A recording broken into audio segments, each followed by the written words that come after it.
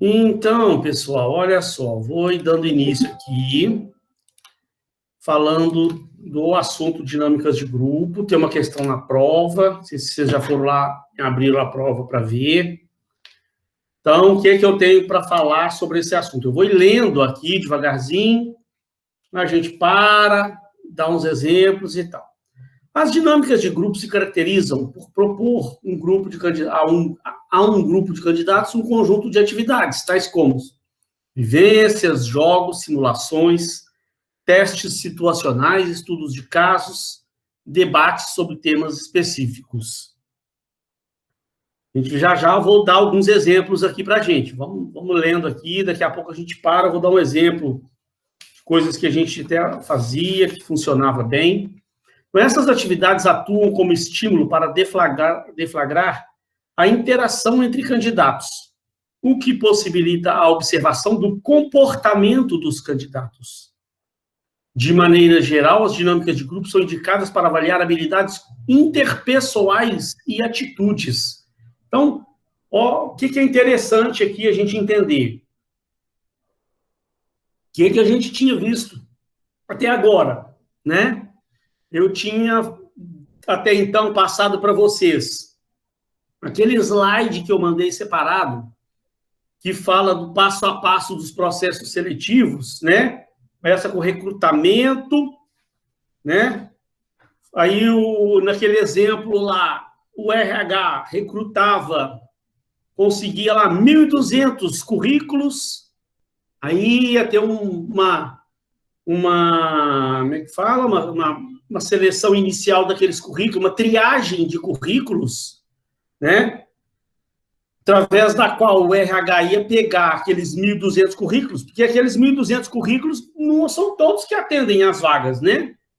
Lembro que as vagas tinham os pré-requisitos, tem as competências lá necessárias para ocupar aquele cargo, para o qual está sendo selecionado o candidato. Então, o RH ia separar aqueles currículos que o cara não tinha conhecimento de Excel, não tinha conhecimento de Word, deixa separado, e separava lá aqueles currículos que estavam dentro do que o perfil exigia. Aí, no meu exemplo lá, né, mais ou menos 120 currículos, por aí, 150 currículos, o RH separa.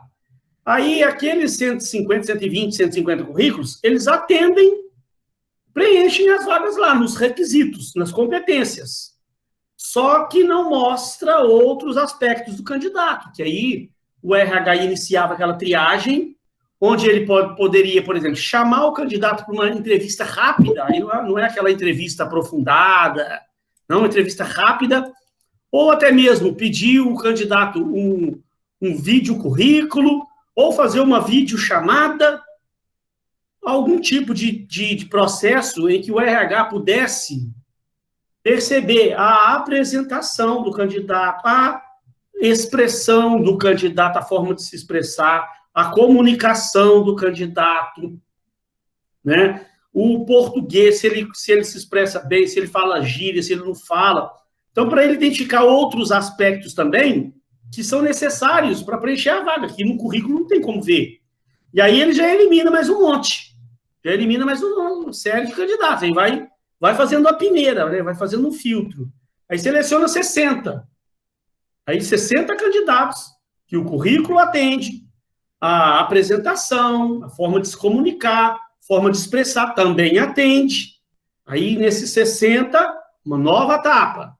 Aí o RH vai chamar, aí o RH que vai fazer um planejamento de que ele vai cobrar em cada etapa, depende muito do que está sendo exigido, né? Mas esse exemplo meu é de um modo mais abrangente, de um modo genérico que serve para a gente entender como é que funciona esse processo. Aí, nessa etapa, aqueles 60, aí o RH já chama para uma entrevista mais aprofundada. Aí pode usar já perguntas daquelas que a gente viu na aula passada. Aí o RH já pode fazer uma entrevista mais aprofundada e um teste, né? Não precisa lá naquele exemplo. Vamos pegar o mesmo exemplo. Precisa de conhecimento de Excel, não precisa de conhecimento de matemática financeira, precisa de conhecimento de análise de investimento. Então, prepara um teste, separa lá os computadores lá para o candidato chegar, sentar e prepara um teste para ele fazer no Excel, preencha dá uma planilha lá para ele criar uma planilha igual àquela, onde ele vai ter que usar fórmulas e tal, para ele demonstrar que realmente ele tem conhecimento avançado de Excel. Pode fazer um testezinho de matemática financeira. Pede o gerente financeiro lá um teste de matemática financeira. Tá? Aplica um teste no candidato, 10 questões, para ver quantas ele acerta, se ele realmente tem conhecimento de matemática financeira. E aí, desses 60, você já separa, por exemplo, 24. Que aí teve vários que você viu que realmente não tem tanto conhecimento de Excel quanto ele precisa, falou que tinha conhecimento de matemática financeira, mas, na verdade, o conhecimento de matemática financeira dele é muito básico. Das 10 questões, o cidadão errou 8, já então vai ser eliminado do processo, e sobrou 24, que o currículo atende, ele se expressa bem, se comunica bem, passou por aquela primeira dinâmica. Aí, nas entrevistas ele foi bem, e foi bem nos testes também, com 24 candidatos. Aí já é um estágio final. Aqui, de repente, já pode começar a fazer dinâmica de grupo. E aí pode ter uma outra fase, né, desses 24 agora, mas última etapa da peneira, que você consegue selecionar 12. Que aí agora, nessa fase, os 24 finais, estou dando 24 é um exemplo, né? Você já pode fazer dinâmica de grupo. Porque aí as dinâmicas agora, elas vão mostrar o quê? A parte comportamental, que até então não tinha como você ter identificado. Porque a entrevista de emprego, você não viu ele trabalhando em equipe, né? Que aí você pega agora esses 24 candidatos, vai aplicar a dinâmica de grupo com eles, separa lá em tantos grupos, passa uma dinâmica, um teste para eles trabalharem em equipe, que aí você vai testar o trabalho em equipe, as habilidades interpessoais, a questão, por exemplo, se a vaga precisar da liderança, mas hoje em dia, todas as vagas hoje, as empresas, elas querem candidatos que tenham um potencial de liderança, né, para depois aproveitar a pessoa lá dentro, para ela crescer dentro da empresa.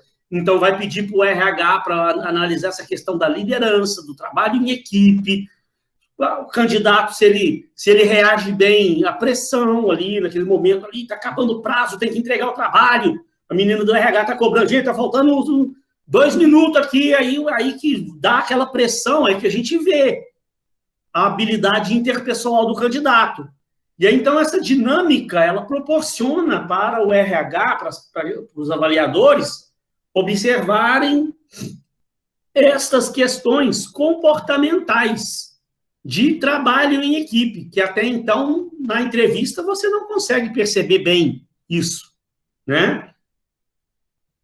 Lembrem-se, na aula passada que a gente estava falando daquelas perguntas, o que eu estava falando para vocês? O foco principal são essas questões dos valores da pessoa, né?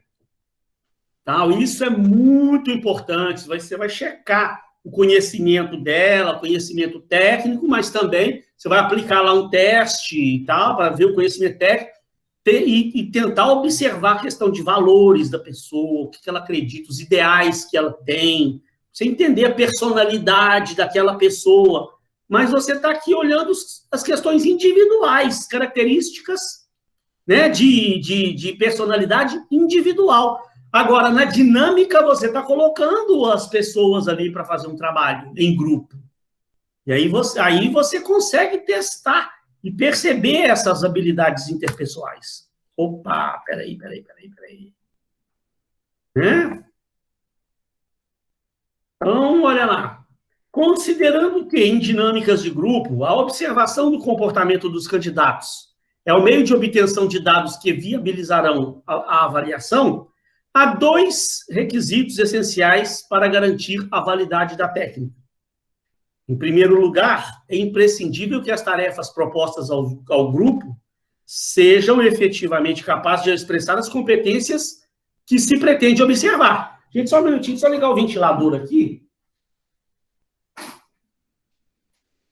Não está tanto calor, não, mas... Não está tanto calor, não, mas dá... Aqui, minha sala aqui, ela é um pouquinho quente. Então, ó, em primeiro lugar, essas dinâmicas, não adianta nada você fazer um tipo de dinâmica lá, né? Por isso é que a gente tem que ter os pré-requisitos, as competências. Por isso que é imprescindível que a empresa faça a descrição do cargo com as competências, porque para você avaliar uma pessoa, para saber se ela atende ao que a empresa precisa ou não, você tem que ter o que você tem que avaliar, né? Como é que você sabe se a pessoa está apta a trabalhar para a sua empresa? Se você não sabe as competências que ela precisa ter, como é que você vai avaliar isso nela? Então, e aí, então, tendo os pré-requisitos, né? O perfil do cargo, você tendo o perfil do cargo, tente aplicar uma dinâmica que você vai poder observar se a pessoa tem aquelas competências que você precisa. Então, se tem que a pessoa tem que saber trabalhar em equipe, então bote uma dinâmica lá que eles vão fazer um trabalho em grupo, né? Se tem que ter habilidade de liderança, para você poder fazer um tipo de atividade que você vai poder observar aquilo, né? Em segundo lugar, é preciso criar condições que favoreçam a objetividade da observação. Além disso, o observador precisa ter a capacidade de descrever e registrar com precisão todos os comportamentos observados, para que possam ser avaliados e comparados posteriormente. A gente vai ver que é necessário ter uma pessoa para observar e anotar.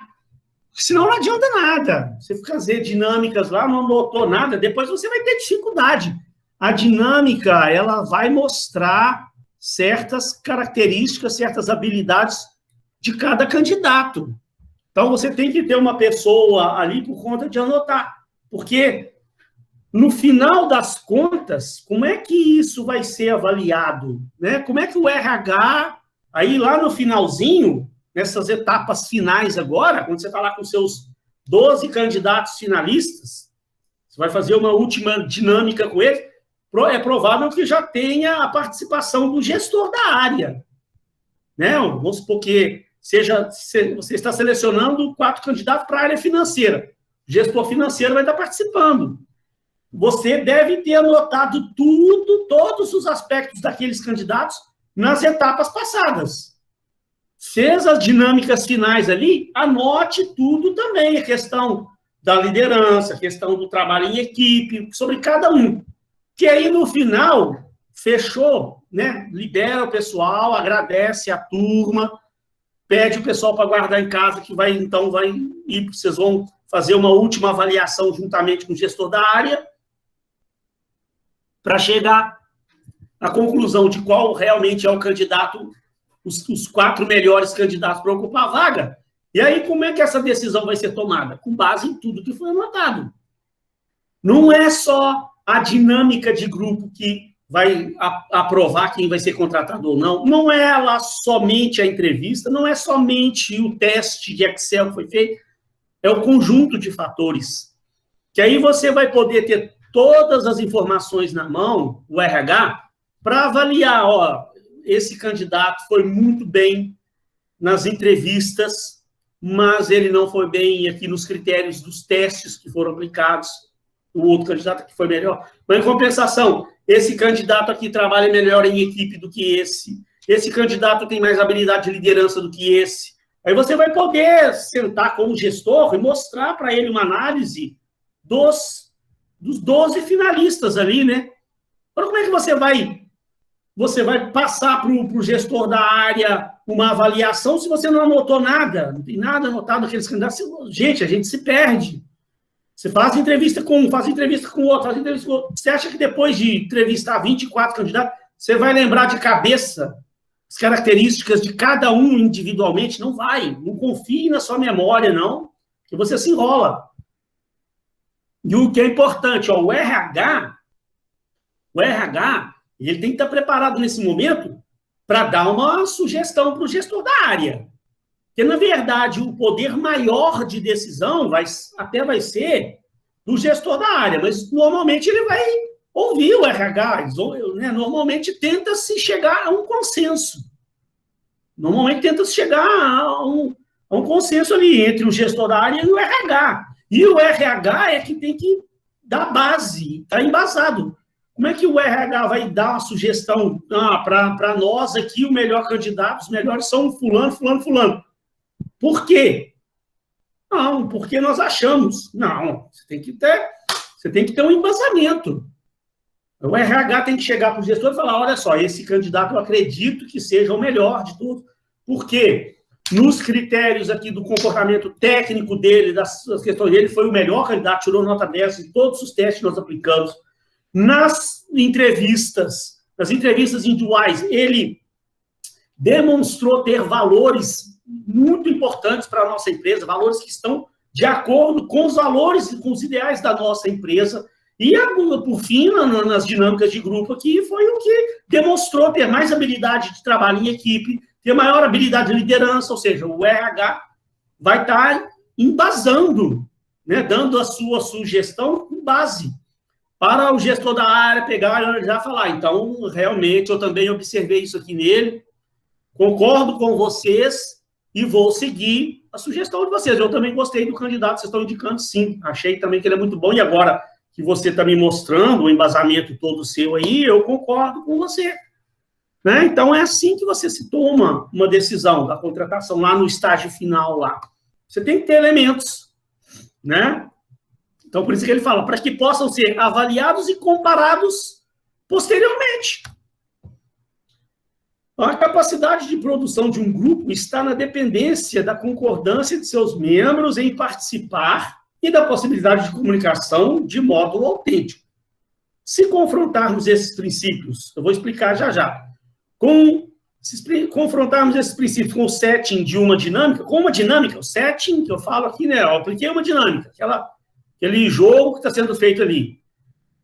Com o setting de uma dinâmica de grupo aplicada à seleção, temos de reconhecer que o quadro não é favorável. Vou explicar o que o autor está querendo falar.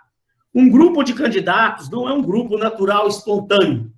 A participação de uma dinâmica de grupo não é espontânea, mas sim uma condição imposta para se concorrer a um emprego. Por um lado, os candidatos concordam em participar, mas, por outro, a competição diminui a autenticidade da comunicação. O que esses autores da FGV estão querendo falar aqui, que o texto deles a princípio, assim, parece ser um pouquinho confuso, mas vou explicar. Eles estão querendo explicar aqui que o pessoal do RH, eles têm que ter um preparo muito grande para saber identificar se o comportamento daqueles candidatos realmente é um comportamento autêntico. Sabe por quê? Não sei se no próximo slide está falando isso, porque o candidato, normalmente, vocês sabem muito bem disso, vocês participaram já de dinâmicas de grupo, de processo seletivo, eu já participei, e a gente que vai participar como candidato, a gente vai meio preparado, né? Que a gente sabe mais ou menos o que a empresa de lá, o que a empresa quer, como é que a empresa quer que a gente se comporte. A gente sabe que a empresa quer um candidato que trabalhe em equipe. Então, eu vou procurar fazer o quê? Chega lá, procurar demonstrar que eu trabalho bem em equipe. A empresa não quer um candidato que tenha capacidade de liderança? Então, eu vou tentar chegar lá e tentar mostrar que eu tenho habilidade de liderança, não é? A gente sempre fica tentando mostrar, passar para a empresa. E, às vezes, nessa, a gente acaba montando meio um personagemzinho. Às vezes, o candidato não é aquilo exatamente que ele está passando ali. Mas, lá na hora, ele sabe que ele tem que agradar. É o que está falando aqui, então, o cara está candidatando a um cargo que pode ser uma oportunidade única na vida dele. Então, ele vai fazer o possível para encantar as pessoas lá do RH, o gerente da área lá. E, às vezes, então, a participação que ele está falando, a participação não é muito espontânea. Né? É uma condição imposta para concorrer ao emprego. Ele está concorrendo ao emprego. Então, não é tão espontâneo. Na verdade, ele cria um pouquinho lá, um personagemzinho, e não age 100% exatamente como ele agiria numa situação normal, depois que ele estiver lá contratado e trabalhando. Então, o RH tem que tomar certo cuidado para não cair numa armadilha, igual já aconteceu até comigo, de cair, de contratar uma pessoa, depois ver que a pessoa não era exatamente aquilo. Então, olha lá, como evitar, então, que uma dinâmica de grupo não se transforme numa formalidade, numa encenação, na qual os candidatos se comportam segundo um padrão que eles imaginam que seja aquele desejado pela empresa. Como evitar que isso não aconteça? Para favorecer a integração, as dinâmicas devem ser iniciadas com atividades de apresentação e integração que visam o aquecimento. Um grupo frio produz pouco, um grupo aquecido produz resultados significativos. Nós vamos ver já já a resposta para isso aqui, tá? Nessa etapa inicial de aquecimento, a atitude do selecionador é crucial para o sucesso do trabalho, derrubando barreiras, descontraindo, transmitindo segurança e conduzindo a trama de forma profissional, imparcial, séria e envolvente. Então, em primeiro lugar, o RH normalmente faz uma brincadeira, uma dinâmica ali, mais de descontração, que ainda não é uma dinâmica para testar as habilidades que ela quer perceber no candidato, mais uma apresentação de cada candidato, o candidato falar de uma situação da vida dele, mas para deixar todo mundo mais à vontade ali, e a pessoa já indo meio deixando um pouco de lado aquele personagemzinho que ela veio com ele montado, né? Agora, olha só alguns aspectos técnicos, então, que aí aqui tem dicas, aqui nesses aspectos tem dicas importantes, que podem auxiliar a você a fazer uma dinâmica de uma forma que você consiga identificar realmente o comportamento real daquela pessoa lá numa situação de vida prática no dia a dia. Então, olha lá. Dicas aqui importantes para você realizar uma dinâmica de grupo. Em primeiro lugar, o tamanho do grupo. Recomenda-se o mínimo de 8, máximo de 16 participantes. Um número reduzido de candidatos pode empobrecer a diversidade e interação. E um número elevado prejudica a capacidade de observação. Pegando aquele exemplo que eu estava dando, né? Eu falei que no final sobrou 24 candidatos. O que normalmente eles fazem? Separam em 2 grupos. Num dia faz dinâmicas com um grupo de 12, no outro dia faz dinâmicas com um grupo de outros 12. E aí vão pegar 6 de cada para ir para a final. Né? Por que isso? Porque, olha aqui, isso aqui são dicas de profissionais altissimamente especializados na área, são professores da Fundação Getúlio Vargas. Né? Um máximo de 16 participantes, entre 8 e 16. Então, muitas empresas utilizam como critério ter um número bom de candidatos, 12 candidatos. Porque se você faz uma dinâmica com 6 candidatos, fica muito pouca gente. Não vai dar para você, de repente, fazer uma dinâmica onde eles possam fazer um trabalho. Como é que você pega um grupo de 6 pessoas, você vai ter que dividir em grupos. Aí você vai dividir em 2 grupos de 3 pessoas, fica muito pobre. Né? 8 também ainda está pouco. 12 é um número bom. Você consegue dividir em 3 grupos de 4, né, por exemplo, para ter uma certa competição entre os 3 grupos ali, que essa competiçãozinha é saudável para ver a reação deles nessa hora de competição ali, para ver como eles reagem. Então, um grupo de 16 participantes, né, de 12 participantes, para mim, eu acho que é o ideal, que a gente mais vê. Até 14, 16, aí ainda dá. Passou disso, fica gente demais para você poder observar e anotar. Lembrem-se que você tem que ter gente anotando os critérios de cada um, o comportamento de cada um. Né? 24 pessoas, se você anotar o comportamento individual de cada um, de repente fica prejudicado. Você pode deixar de observar determinados comportamentos que seriam importantes para você anotar. Tá? Então, o número ideal, 12 candidatos. Tá? 10, 12, por aí, né? Número de observadores também é importante. Olha lá, recomenda-se no mínimo 2 observadores. Porque, olha lá, um único observador terá pouca probabilidade de observar e registrar adequadamente o comportamento, por exemplo, de 16 candidatos, se tiver com 16, né? Ou mesmo 12. Além disso, um segundo observador significa a possibilidade de confrontar as observações e verificar sua precisão. Então, quando você está fazendo um processo desse, o ideal, se tiver condições, bote 2 assistentes de RH por conta de anotar. né? Normalmente a gerente do RH fica ali, está observando, mas 2 assistentes ali anotando. E por que 2? Porque um só é pouco, vai deixar passar batido alguma coisa que ele deveria ter anotado e ele não conseguiu, né? E quando 2 pessoas anotam, depois você confronta as anotações dos 2. Se os 2 anotaram aquela mesma observação sobre um determinado candidato, olha, então realmente é porque ele tem aquela característica mesmo, né? Foi anotado pelos 2. Os 2 observadores perceberam determinada característica de um candidato lá, né? Ó, envolva o requisitante da vaga. Aquela dinâmica final, né? Você selecionou lá os 12 finalistas. Aí eu falei, chama o requisitante da vaga, o gerente da área para onde os candidatos serão contratados. Como a decisão final sobre a escolha do candidato cabe ao requisitante, o gerente da área, é importante envolvê-lo no processo, para que ele tenha maior número de informações para fundamentar a sua decisão. Como eu disse, normalmente toma-se ali em conjunto, né?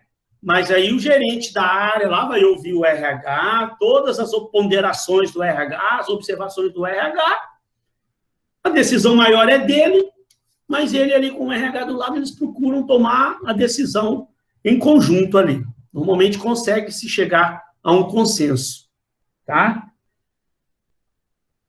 Outra coisa, duração das sessões, ó. Duração das sessões de dinâmica. Recomenda-se planejar sessões com duração entre 3 a 4 horas, para que sejam realizadas várias atividades diferentes. Vamos ver por que é isso. Então, ó, se observar, normalmente as empresas, elas marcam, por exemplo, uma parte da manhã toda, ou uma parte da tarde, né?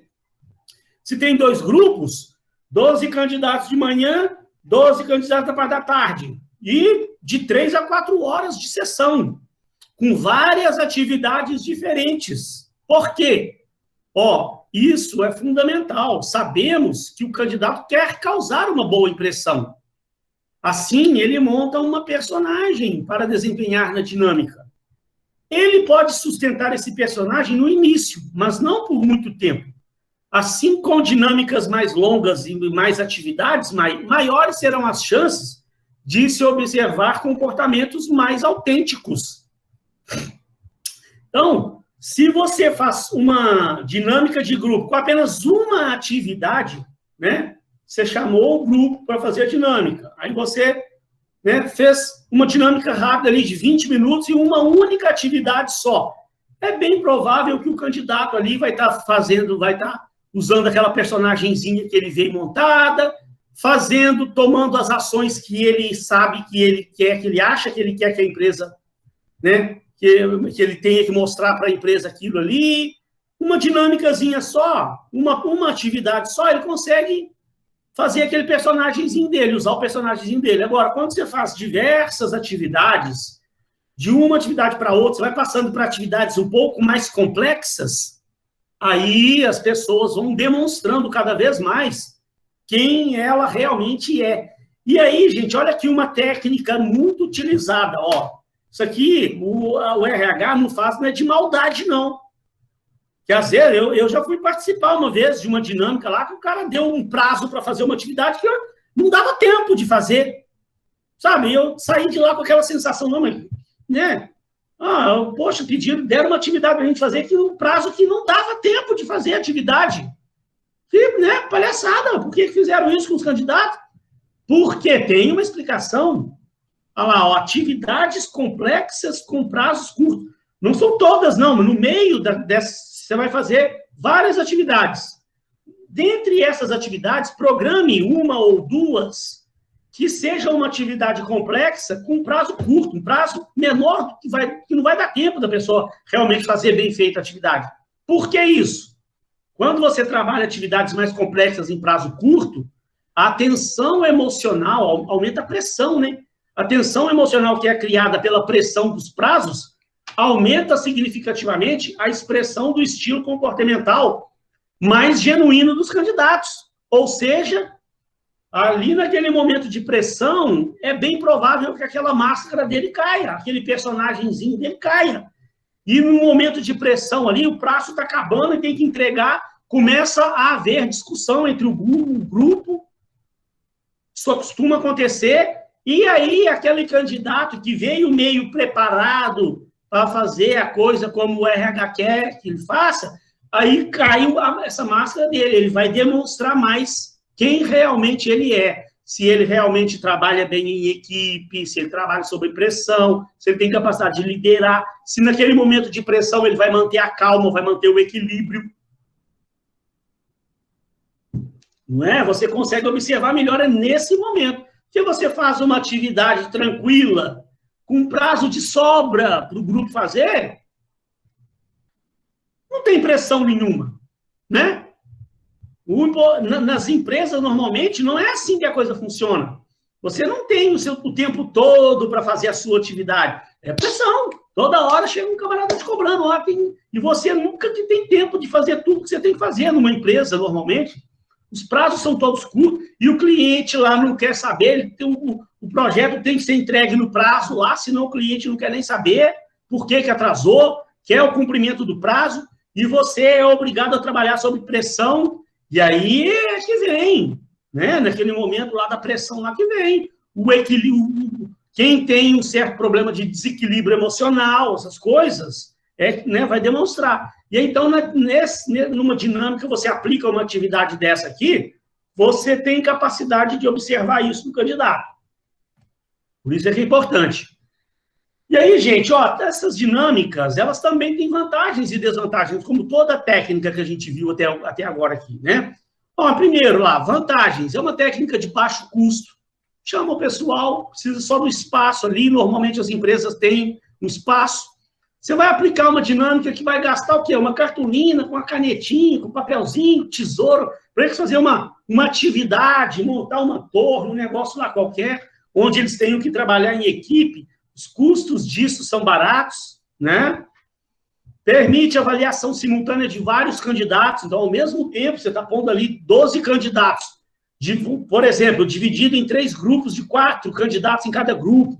Você consegue observar ali todo mundo simultaneamente trabalhando, trabalho em equipe.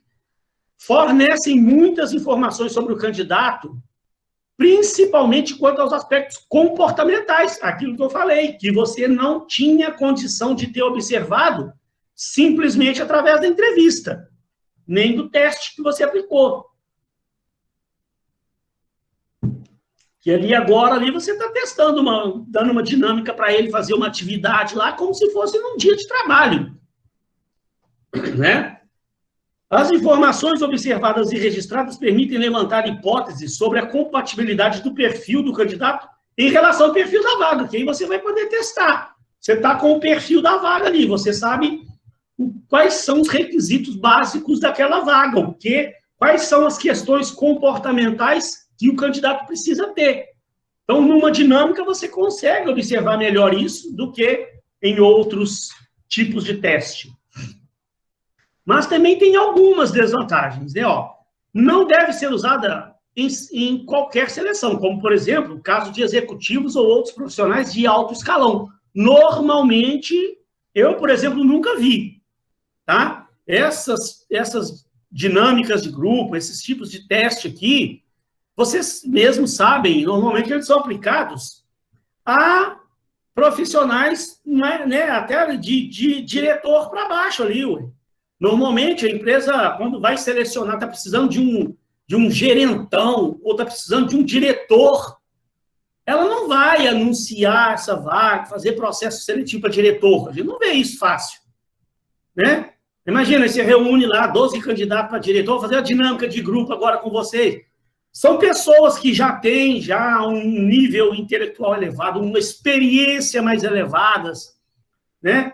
Então, esse tipo de candidato, né, tipo de vaga que você está preenchendo, normalmente a empresa preenche através de outros. Ela vai arrumar um headhunter ou uma agência de recrutamento para ajudar ela a buscar no mercado um candidato desse, né? Então, normalmente, para esses altos cargos de gerência, diretores, vice-presidentes, não se usa muito aplicar dinâmicas de grupo. Se alguma empresa utiliza, ela deve ter os seus critérios de aplicação disso, né? Não estou falando que também é proibido, não. e que nenhuma empresa faz. Eu não estou querendo dizer isso. Eu estou dizendo que, normalmente, o que a gente mais vê que esses tipos de dinâmica de grupo são aplicadas para cargos ali, de gerente para baixo, né? Outra coisa, caso o grupo seja muito grande, é recomendável que divida e faça dinâmica em 2 turmas, como eu já tinha falado aqui, né? Se tem, sobrou 24 candidatos. Não é muito aconselhável você fazer uma dinâmica com aqueles 24 candidatos. Divida a turma em 2 turmas de 12.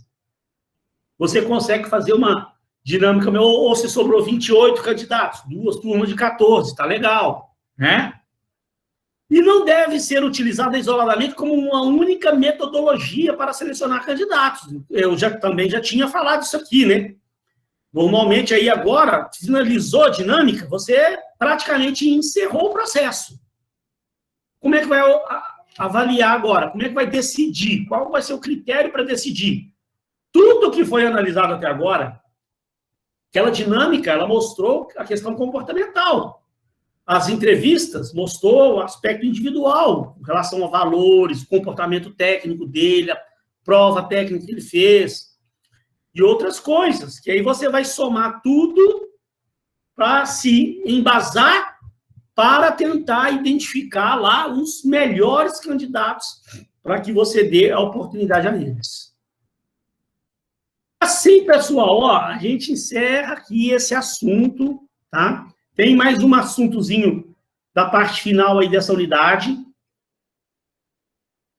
Tem um assunto que eu gosto muito, mas eu nem cobrei na prova.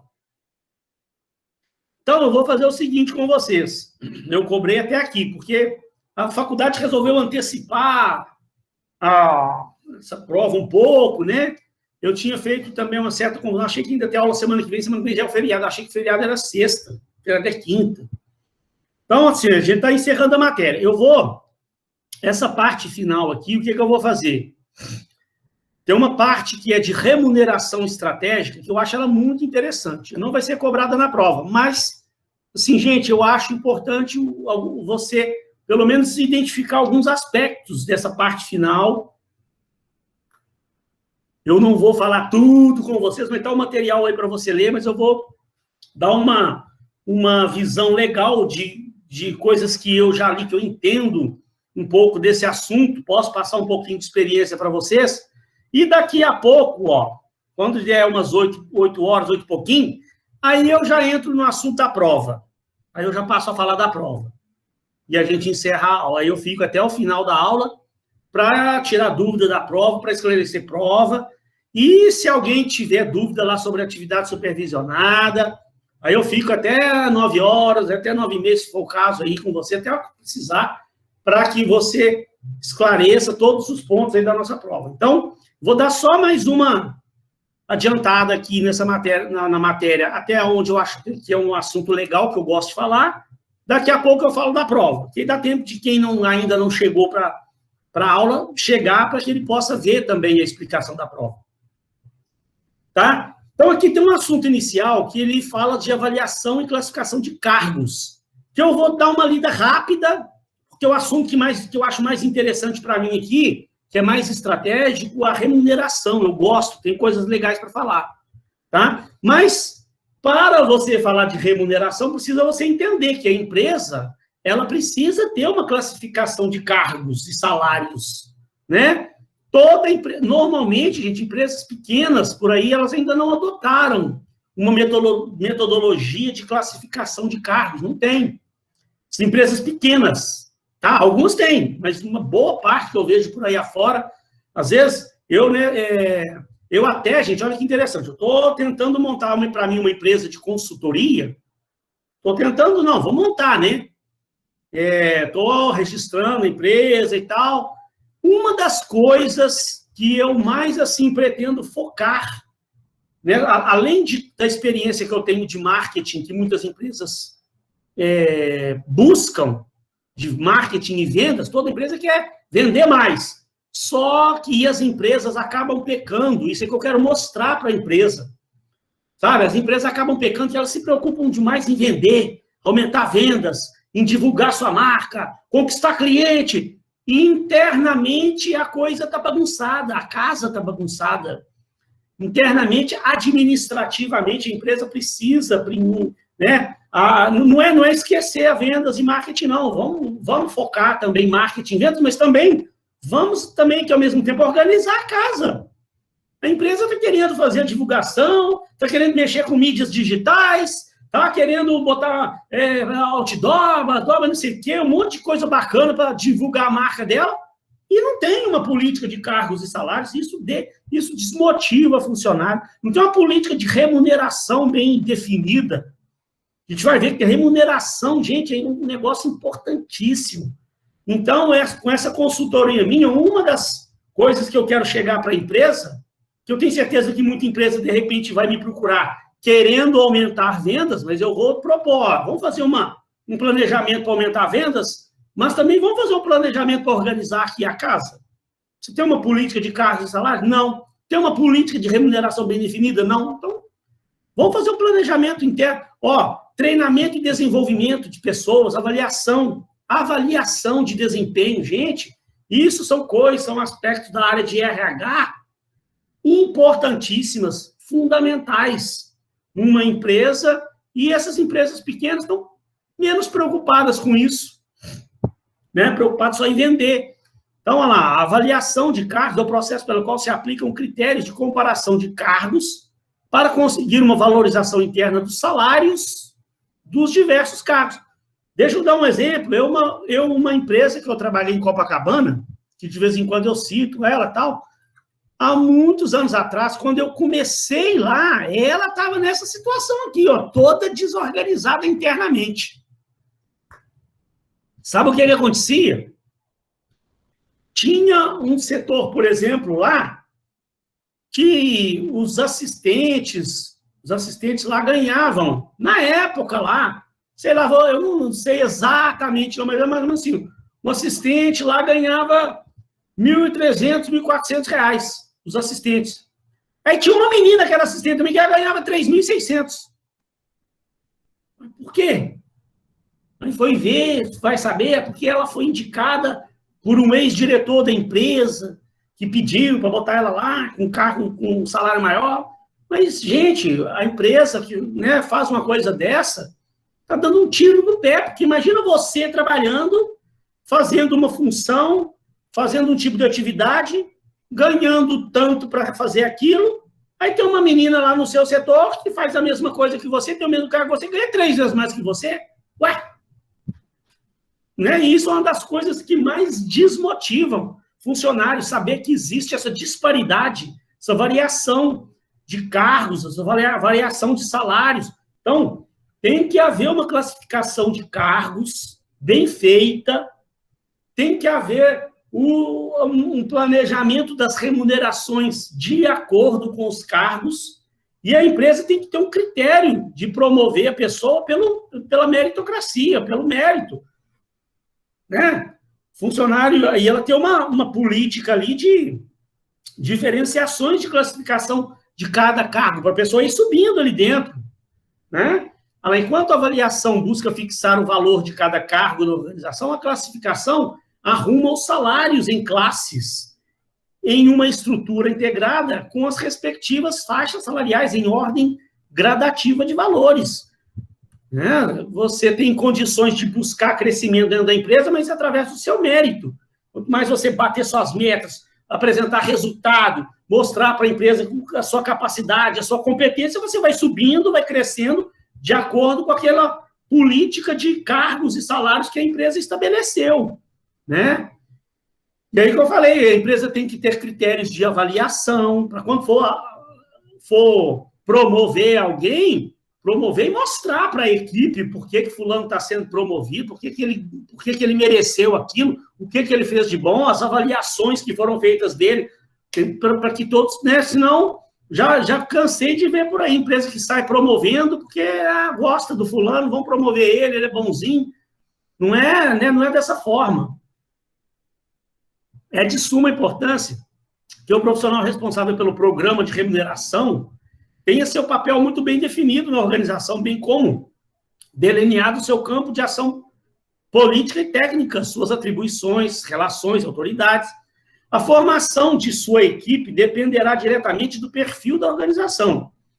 Grandes estruturas, grandes empresas demandam equipes e especialistas diversificados, enquanto empresas menores devem funcionar com equipes mais enxutas, até ao ponto de empresinhas bem pequenas ter somente um analista de cargos e salários, respondendo por todas as atribuições do setor. Mas sempre que a empresa puder, é muito importante que ela tenha uma pessoa responsável, um analista de cargos e salários, tá vendo? O analista de cargos e salários, CIS, aqui é cargos e salários, né? O analista de cargos e salários, que é o elemento-chave do setor de cargos e salários, pode ser classificado em júnior, pleno ou sênior, de acordo com o seu conhecimento e experiência. Então, né? A pessoa entra como analista júnior, passa depois para analista sênior, até chegar a analista pleno, até chegar a analista sênior. Ao decidir montar sua estrutura de cargos e salários, a empresa pode optar por fazê-la com uma equipe interna, própria, ou pela contratação de uma assessoria externa, especializada, como eu pretendo fazer, né?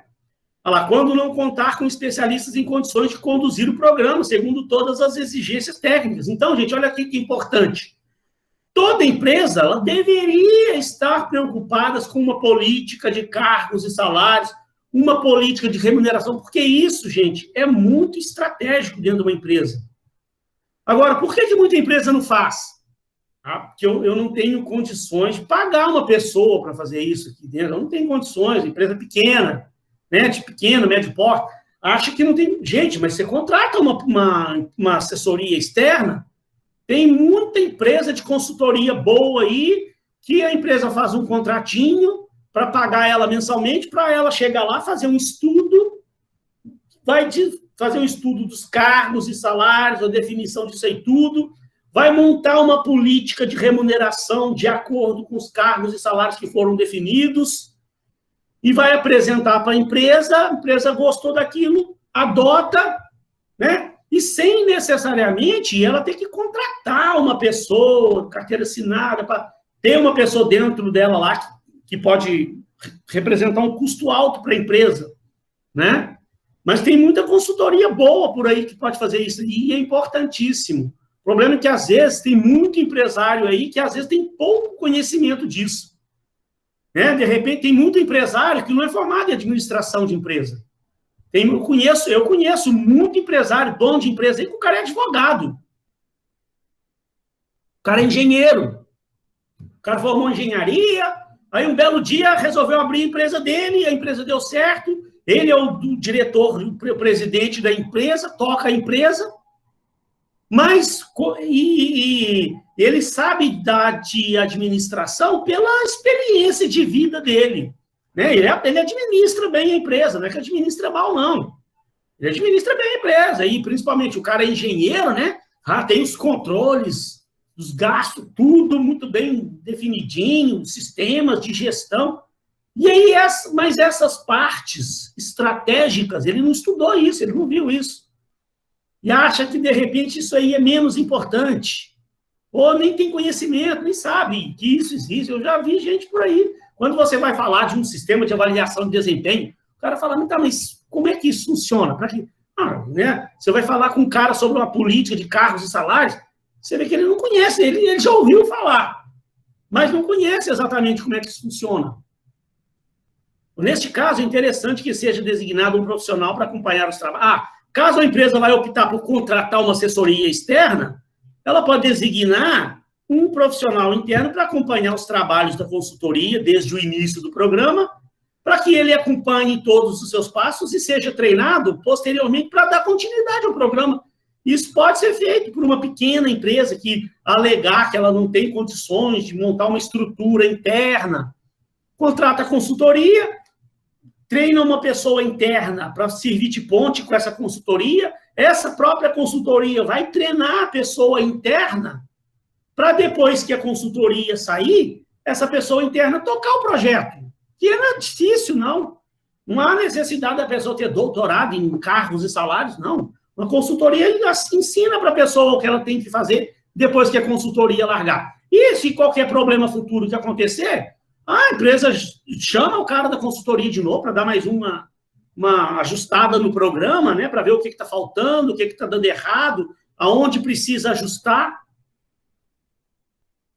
Mas é fundamental numa empresa. Então, aqui, ó, se você vai implantar realmente um programa, tem toda uma estrutura. É necessário ter um pouquinho de conhecimento, mas você fazendo um curso bom nessa área de RH, tem livros muito bons que ensinam isso aqui. Se você uma hora tiver um tempinho, joga lá no YouTube, política de cargos e salários, implantação de um programa. Olha, programa de cargos e salários. Bota no YouTube para você ver. Tem muito, mas muito vídeo, 1 tonelada de vídeos lá, falando sobre programa de cargos e salário, como fazer o programa de cargos e salário, como implantar numa empresa um programa de cargos e salários. Tá? Isso não é difícil você arrumar informação, não. Tá? Esses livros de RH que eu sugiro, aí o livro lá do Chiavenato tem um capítulo inteiro só falando de programa de cargos e salários. Então, olha lá, você primeiro analisa todas as funções da empresa, faz a descrição de cargo. Então, tem um passo a passozinho. Descrição de cargo. Cada cargo da empresa, descrever o que aquele cara faz. Quais as atividades que ele faz. Né? Para você identificar quais as competências que ele precisa. Você cria um manual, isso deve ser criado um manualzinho da descrição de cargos. Sempre que você precisar, recorre ao manual. Pode fazer algum ajuste. Aí você faz uma avaliação do cargo, coloca dentro lá do manual de avaliação de cargos, faz uma pesquisa salarial, importantíssimo, a empresa, a gente vai ver, depois desse slide, vou começar a falar de remuneração, porque você cria implanta um programa de cargos e salários, né, é para você exatamente ter uma política de remuneração estratégica que venha a realmente fazer com que os funcionários trabalhem motivados ali com os salários que eles ganham. Porque, olha, você precisa fazer uma pesquisa da média do mercado para ver quanto é que a sua empresa paga hoje em relação ao mercado. Sabe por quê? A maioria dos funcionários da empresa, eles têm uma noção de quanto que outras empresas no mesmo segmento, do mesmo tamanho, pagam por aí afora. Eu já vi muito. Né? E nas horas de almoço ali, você está no refeitório da empresa ali, tem comentários ali entre os funcionários ali, o cara falando, eu soube que a empresa tal aí, ó, o assistente financeiro lá ganha tanto, muito mais que aqui. O outro fala, eu também soube que o gerente de conta lá ganha tanto, está pagando muito mais que a nossa empresa. Tem esses comentários. E o povo, você sabe como é que é? Comenta, aquilo fica sabe, um zum, zum, zum. Aquele rádio corredor famosa, né? Isso é péssimo, desmotiva a pessoa, o funcionário está trabalhando. Não quer dizer, gente, sabe? Olha só, importantíssimo, hein? Não estou querendo dizer que a empresa tem que chegar e aumentar o salário das pessoas, botar o salário compatível com o mercado. Não. Não é da noite para o dia, não. Mas a empresa precisa fazer um planejamento. Tem que ter um planejamento. Primeiro de tudo, a empresa precisa entender que hoje o que ela paga está abaixo do que o mercado paga. Né? E isso que eu estou falando, gente, presta atenção, eu estou falando esse exemplo que eu dei, que isso eu vivenciei, eu vi funcionários comentando, eles comentavam de outras empresas do mesmo tamanho. Não é que a outra empresa multinacional pagava mais, não. Empresa do mesmo tamanho. Se a outra empresa lá é do mesmo tamanho que a nossa, por que ela paga salários melhores que o nosso? Aí desmotiva ainda mais. Porque quando você está trabalhando numa empresa pequena, você tem um salário lá tanto, aí você sabe que a multinacional paga mais, aí você não fica tão desmotivado, né? Porque a sua empresa é pequena. A multinacional tem condições de pagar salários maiores mesmo. O funcionário vai trabalhar aqui sonhando em um dia ele conseguir uma vaga lá na multinacional, mas ele se desmotivar com a empresa dele, porque a multinacional paga mais, não vai desmotivar, não. Agora, se ele sabe que a outra empresa concorrente do mesmo tamanho paga salário 30% a mais, aí não tem justificativa, então por que eu estou trabalhando aqui ganhando menos? Se a outra empresa do mesmo tamanho que a minha paga mais. Daqui a pouco ele está mandando currículo para outra empresa. Daqui a pouco está caçando o rumo dele. Que é o agente. Eu vou ver se dá tempo de eu falar um pouquinho de pirâmide de Maslow. Não sei se vai dar tempo, não. Mas não sei se vocês conhecem, não faz parte do nosso programa. Eu vou mandar um... Se não der tempo aqui hoje, eu vou mandar um vídeo para vocês. Vou mandar de pirâmide de Maslow. Vou mandar aqui agora. Se eu falo que vou mandar depois e acabo esquecendo. Quer ver aqui? Ó, vou mandar um vídeo bem interessante sobre um assunto que eu gosto demais. Eu falo ele na minha turma lá de liderança. Chama Pirâmide de Maslow. Quer ver? Eu mandei há pouco tempo lá para a minha turma de liderança. Deixa eu achar ele aqui. Deixa só aqui, ó, rapidinho. Quer ver? Peraí. Só para você entender isso aqui, esse aspecto aqui que eu estou falando. Como motivar uma equipe com a pirâmide de Maslow. Achei.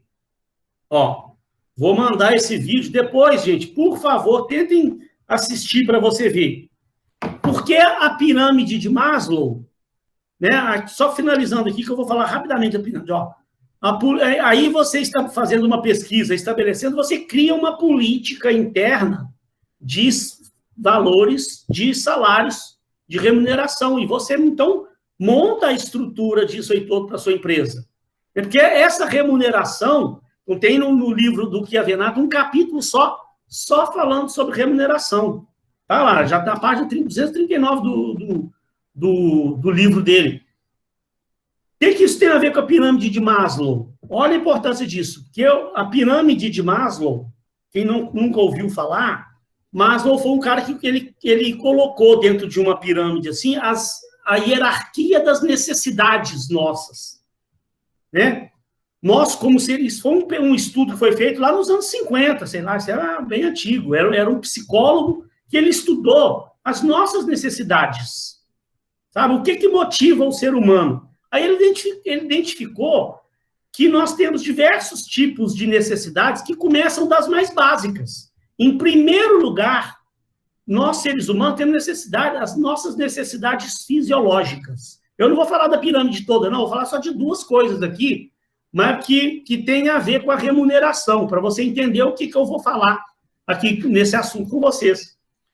Maslow falou assim, ó, em primeiro lugar, o ser humano tem necessidades fisiológicas. O que são necessidades fisiológicas? Necessidade de comer, de beber, de dormir, de respirar, coisas são fisiologias, da nossa fisiologia. Se eu não comer, eu não tenho como trabalhar. Se eu não beber água, meu corpo precisa obrigatoriamente de água. Eu preciso dormir. Não tem como um ser humano viver sem dormir bem. Né? Os estudos comprovam que a gente precisa de, no mínimo, 7 horas de sono por dia. Tá? Então, isso são as necessidades mais básicas. Vou falar só dessa. Que se você não suprir, não tem a menor condição de você nem pensar em trabalhar. Essas são as necessidades mais básicas.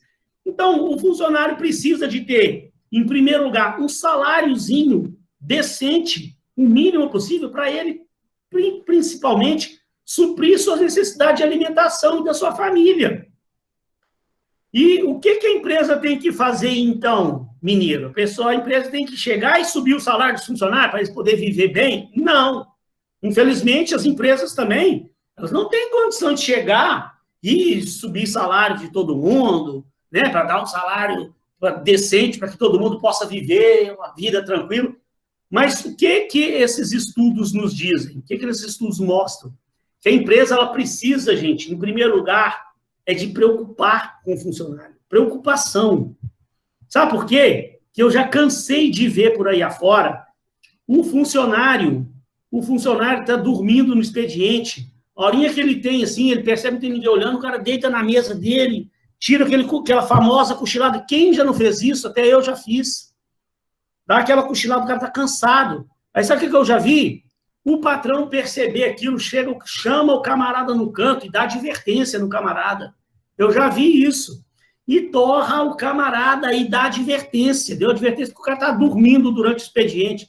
Gente, tudo bem, eu não estou falando que é certo o cara dormir durante o expediente, não. Mas se ele está dormindo durante o expediente, ele está com algum problema. A empresa precisa, gente, em primeiro lugar, entender o problema da pessoa. Gente, nós somos seres humanos. Somos seres humanos. Nós temos, né, olha o que eu estou falando. São necessidades básicas. Eu preciso me alimentar bem. Eu preciso dormir bem para eu poder prestar um bom serviço para a empresa. E aí, se o funcionário está dormindo no expediente, em primeiro lugar, eu como patrão, como diretor, como gerente dele lá, fulano, né, eu tenho percebido, você está um pouco cansado, o que está acontecendo? Você não está dormindo bem? Você está com algum problema familiar? O cara pode estar com um problema na casa dele, um filho doente.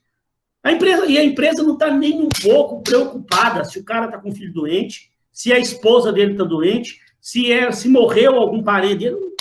E eu já vi, patrão, falar assim, a empresa não tem nada a ver com os problemas pessoal da pessoa, não. O problema dele é o problema dele. A empresa aqui, o cara tem que trabalhar. Gente, isso é assim, sabe? É o maior absurdo que eu posso ouvir na minha vida. A empresa tem que se preocupar, sim. A partir do momento que você pega uma pessoa, bota ela dentro da sua empresa para trabalhar, ela passa a ser um patrimônio da sua empresa lá, ué. É uma coisa que você tem obrigação de cuidar dela. Se você tomar as ações e ele continuar dormindo lá, então aí o jeito é de mandar embora mesmo. Mas, em primeiro lugar, é procurar saber o problema, ué. Pode estar dormindo, porque pode estar com um problema em casa. E o que a empresa tem a ver com isso aí? Para tentar ajudar. Não quer dizer que tem que chegar a dar dinheiro para o funcionário para resolver o problema dele, não, mas se preocupar, né, o seu filho que está doente, mas o que está acontecendo? Né? Vamos ver, vamos estudar uma maneira. A empresa tem algo que ela possa fazer? Pode ser que a empresa não tenha nada a fazer, mas pode ser que tenha. Pode ser que com um simples gesto da empresa ela consiga, pelo menos, amenizar o problema da pessoa. E sabe o que acontece? O simples fato de você estar demonstrando para o funcionário que você está preocupando com ele, gente, isso já ajuda, mas já ajuda que você não imagina o quanto, a motivação da pessoa. Pode ser até que a sua empresa não possa nem ajudar, mas só do funcionário pensar assim, mas a empresa se preocupou comigo, né? Então, quanto isso traz de benefício, de motivação para a pessoa. Outra coisa, salários, né? Eu falei que a empresa não é chegar e dar dinheiro para o funcionário para ele resolver seus problemas financeiros, né? Mas o que eu já vi uma empresa fazer de bom? Aí é bonito, aí eu bati palma. O que eu vi a empresa fazer? A diretoria da empresa percebeu, seu caso real, que aconteceu no Rio de Janeiro. A empresa percebeu que uma maioria dos funcionários não estavam produzindo devidamente, não batiam suas metas, estava nítido para a empresa que os funcionários estavam com algum problema, que eles não estavam trabalhando bem, e a diretoria, preocupada com aquilo, percebendo, chamou lá o RH e falou, nós estamos percebendo, está acontecendo alguma coisa. Tem que saber. Aí o RH foi fazer uma pesquisa, a diretoria já estava suspeitando, e aí o RH fez um estudo e comprovou. Sabe o que era o problema? Essas fases difíceis da vida aí, gente, 80% dos funcionários estavam altamente endividados, mas assim, muito endividados. 80% devendo uma fortuna de cheque especial, devendo cartão de crédito. Aí sabe o que acontece com uma pessoa dessa? E isso, gente, isso aí é como eu já passei por isso. Hoje, graças a Deus, eu tenho uma vida mais ou menos estabilizada, tranquila e tal, mas já passei aperto na minha vida, você não imagina o tanto. Eu já tive fase da minha vida, de exemplo, que eu vou falar agora, que dessa empresa identificou. Sabe o que acontecia? O funcionário, quando caía o salário dele lá no dia 5, o salário dele caía, o banco já comia 40%, que era do juro, do cheque especial, cartão de crédito, mas não sei o quê, já de dívida que o cara já tinha passado do cartão, do limite do cheque especial dele. Aí, quando o salário caía, 30%, 40% do salário já ia para pagar o banco. Aí o cara sobrava a metade do salário dele. Com aquela metade do salário dele, ele tinha que pagar aluguel, pagar a escola do filho, fazer compra no supermercado. Gente, o cara tinha que fazer uma mágica. Isso, gente, 80% dos funcionários da empresa estavam nessa situação. por descontrole financeiro, a culpa era do próprio funcionário.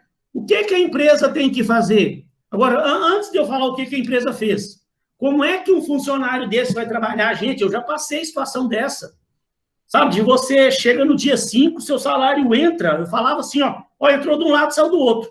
O salário entra no dia 5, o banco já pegava metade, aí eu pagava o meu aluguel, pagava mais não sei o quê, pagava mais quanto, fazia mal uma comprinha fajuta de supermercado e acabou o dinheiro. Aí, gente, isso dia 5, no dia 6 já não tinha mais dinheiro. Gente, aí, olha só, era uma longa jornada, o mês inteiro duro, o mês inteiro sem um centavo, comendo mal, porque aí também não tem dinheiro para almoçar no restaurante, né? Aí tinha que chegar na hora do almoço e ir lá na esquina comer uma coxinha com um copo de suco, aquela promoção famosa, né, de R$4, uma coxinha com um copo de refresco, para conseguir chegar em casa de noite, para poder comer um arroz com feijão. Isso, gente, o que tem de trabalhador por aí afora nessa situação não é brincadeira. E aí, o que essa empresa lá fez? Essa empresa percebeu o problema. Não é que ela chegou e deu dinheiro para o funcionário pagar as contas. Não foi isso. O que ela fez? Primeiro, então, identificamos o problema.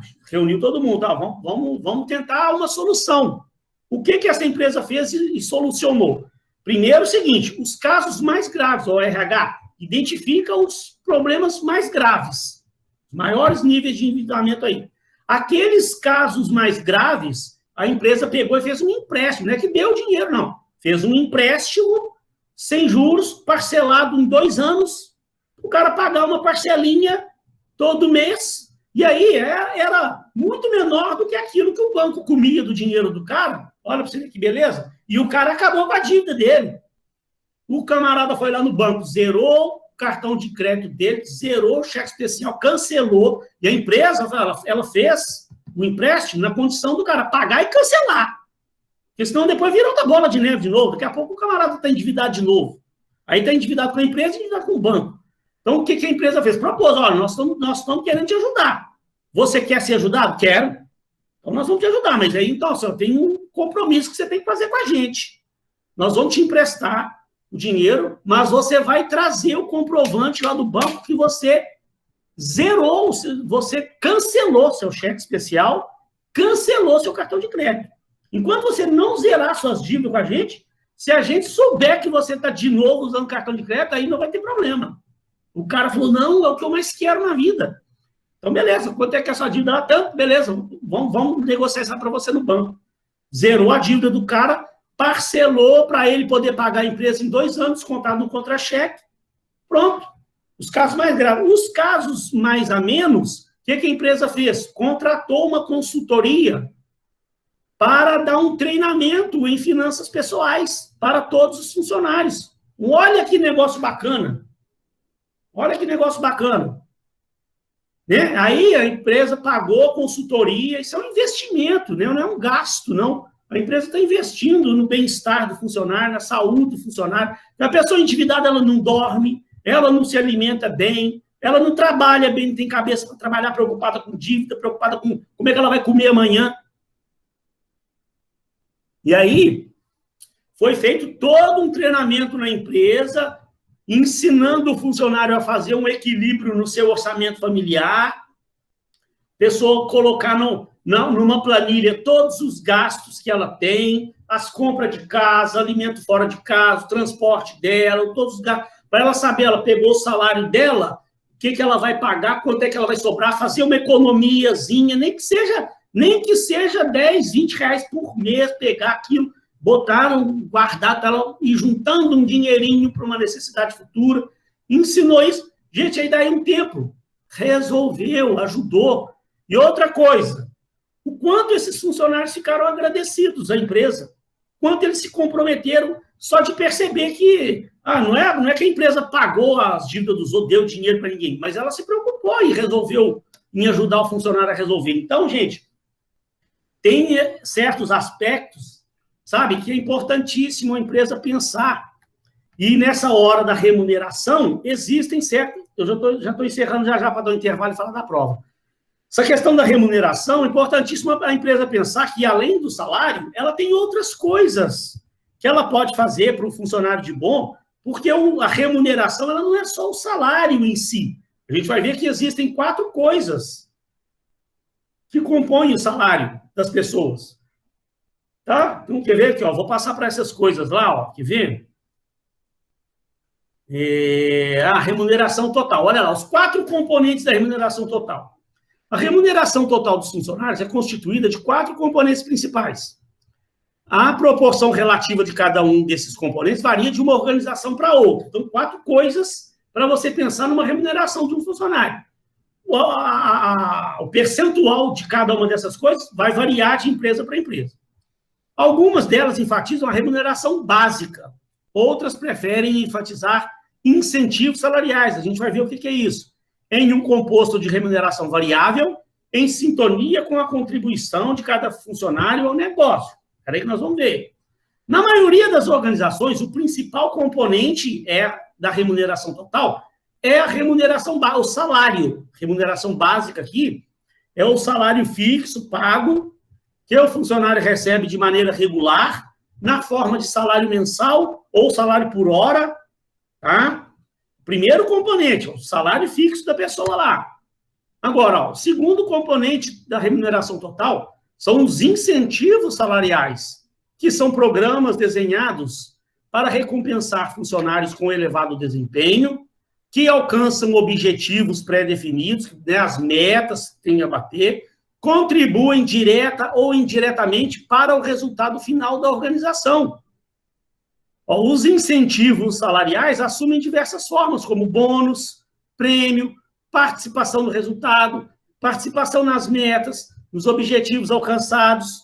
Então, todo mundo aqui não já viu empresas que você tem o seu salário fixo, todo mês está lá, pum, trabalhou, final do mês recebe o salário. Mas aí você tem suas metas. Bateu suas metas lá, opa, tem uma premiação aqui. Você ganhou uma premiação, não bateu a meta, fica com seu salário fixo. Final do ano, bateu as metas anuais lá, além do 13º, tem 14º. Eu já vi empresas aí que dão um 15º. Olha para você ver como é que o camarada, né, trabalha o ano todo lá pensando que no final do ano eu quero o 15º. Imagina passar o Natal, né? O cara pensa o Natal, Ano Novo, tem gente que tem férias em janeiro. Aí chega lá no dia 15 de dezembro, ele recebe lá, além do 13º dele, recebe 14º. Ele tem uma participação nos lucros da empresa, recebe um bônus pelo trabalho que ele prestou no ano. Então, ninguém vai ralar de trabalhar lá de olho. É aquela famosa cenourinha que fica na frente do burro. Não é? Tem que ter, funciona, que é uma maravilha. Agora, imagina, você trabalha igual um burro o ano inteiro, no final do ano, ganha os parabéns. Ganha uma cestinha básica lá. Ah, bacana, legal, bonitinha a cestinha. Mas, sabe, né? Final de ano, todo mundo quer uma participação a mais. Aí a empresa tem condições de dar. O terceiro componente são os incentivos não financeiros, que podem ser através de distribuição de ações, participação em metas e resultados, prêmios em viagens, prêmios em bem. Nossa, que funciona, que é uma maravilha. Você estabelece metas para os seus funcionários, fala, se bater essa meta, a empresa vai financiar um passeio com a sua esposa, com a sua família, para tal lugar. Eu já vi, gente, olha que coisa bacana, só para eu já ir encerrando aqui. Uma empresa americana, que eu vi uma vez no livro, contratou um administrador de sonhos. Que isso, professor? Contratou um administrador para ele administrar os sonhos dos funcionários da empresa. A função do cara era o quê? Todo dia ele chamava os funcionários para uma conversa, ele ia identificar os sonhos daquelas pessoas, de cada funcionário. Ajudar a pessoa a montar uma lista de sonhos dela e ia ver como é que a empresa podia ajudar aquela pessoa a realizar aqueles sonhos dela. E aí, ia ver lá, dentre os sonhos seus aqui, o cara falava, eu tenho um sonho. E às vezes, gente, sabe o que é interessante que eu vi nesse livro e que realmente às vezes os sonhos das pessoas são muito menores do que a gente imagina. Sabe? E as pessoas não têm muito esse sonho de ir para Paris, para Nova York, não. Às vezes o sonho do funcionário é passar um final de semana na região dos lagos com a esposa dele.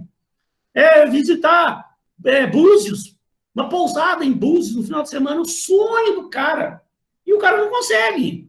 O cara não tem o dinheiro dele, o cara paga aluguel, paga a escola do filho, não sobra dinheiro. Fica trabalhando a vida inteira, sonhando em um dia, um final de semana, passar um feriado com a esposa num hotelzinho lá em Búzios ou Arraial do Cabo. Gente, isso é um troço muito fácil de fazer, que a empresa pode, então, identificando o sonho da pessoa. Então, o seu sonho, então, é passar um feriado com a esposa lá na região dos lagos. Vamos ajudar você. Vamos fazer uma coisa, eu vou te dar uma meta esse ano. Esse ano você vai ter uma meta assim, assim, assim, assado. Então, só depende de você. Final do ano, você me trouxer aqui essa meta atingida, já pode falar com a esposa que está garantida a sua viagem. Tudo por conta da empresa. Imagina como é que esse camarada vai trabalhar o ano inteiro, motivado, correndo atrás para bater aquela meta dele. Mas você imagina no final do ano ele bate a meta, imagina a felicidade do cara ir para Búzios com a esposa dele passear. Não é? E é uma coisa fácil da empresa fazer. Não é? E motiva o funcionário. E o quarto componente da remuneração são os benefícios, quase sempre enquadrados na remuneração indireta, como seguro de vida, plano de saúde, refeições subsidiadas, auxílio, vale transporte, ajuda de custo. Que aí a empresa também precisa montar um planejamento, vai depender do orçamento dela, que, gente, é imprescindível hoje o funcionário trabalhar tendo um seguro de vida, um plano de saúde bom, um plano odontológico, né? E é muito fácil para a empresa, contrata uma empresa dessa de seguro de plano de saúde, plano odontológico, fazer um convênio com ela, empresa que tem muitos funcionários, não sai caro. É fácil da empresa fazer isso, oferecer isso para o funcionário. Na pior das hipóteses, a empresa paga uma parte do plano, propõe para o funcionário, o que a gente pode fazer? Nós não podemos dar o plano todo, não podemos pagar, fica muito caro para a empresa. Infelizmente, nós ainda não temos condição. Esperamos que um dia nós tenhamos. Mas hoje, se você quiser, porque se o funcionário vai fazer um plano de saúde individualmente para ele, para a família dele, sai muito caro. Agora, a empresa, ela está fazendo um plano para 60 funcionários, com seus familiares. Estou falando aí de fazer um plano coletivo para 100 pessoas. Cai, mas assim, drasticamente o valor. Sai muito mais em conta. E aí, a empresa ainda pode virar para o funcionário e falar, se você quiser aderir ao plano, a empresa paga metade. A outra metade é descontada do seu contra-cheque. Aí, em vez do cara pagar o plano para ele, se ele for fazer um plano individual, ele vai pagar aí, no mínimo, R$1.000 por mês de plano. Se a empresa faz um pacote coletivo, isso vai cair para R$500. A empresa ainda paga 250. O cara vai pagar só R$250 para ele ter um plano bom de saúde. A maioria, todo mundo vai querer. Então, são coisas, gente, que é fácil da empresa fazer para o funcionário. Então, tem esse quadrinho aqui que resume. Eu vou parar por aqui, que eu preciso falar da prova. Resume aí, essa remuneração total. Você tem a remuneração básica, que é o salário, os incentivos, incentivos não financeiros, que é lá, igual eu dei o exemplo da viagem, e os benefícios. Um vale alimentação bacana, um plano de saúde.